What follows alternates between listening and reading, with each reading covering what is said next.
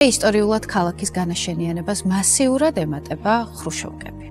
უნიფიცირებული იდენტური შენობები, რომლებიც სრულიად აიგნორებდნენ ადგილობრივ ცხოვრების წესს და სტილს. დროთა განმავლობაში მაცხოვრებლებმა ამ ერთგვაროვანი სივრცეების მორგებაც კი დაიწყეს. თავიანთ საჭიროებებზე, რაც გამოვლინდა მიშენებულ ლოჯიებში, გადაკეთებული გარედან, შიგნიდან, ქაოტურია? დიახ, ესთეტიკასთან პრობლემა გვაქვს თუ არა?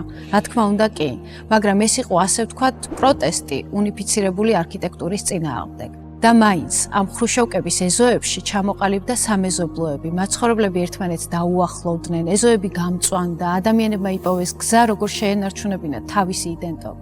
რა დასკვნა შეიძლება გამოვიტანოთ? არქიტექტურა ვერ იქნება მხოლოდ არქიტექტურის ამბიცია. ის უნდა ითვალისწინებდეს ადამიანების ცხოვრების წესს, ტრადიციებს, იდენტობას. Citizen-ის კომპლექსიც ითვალისწინებს საერთო სივრცეებს სოციალიზაციისთვის, რომ ინტერესების მიხედვით მაცხოვრებლებმა ერთმანეთთან მეტი გადაკვეთის წერტილის პოვნა შეძლონ. წარმოიდგინეთ არქიტექტურა, რომელიც პატივს სცემს თქვენს წარსულს, მაგრამ არ უშინდება მომავალს.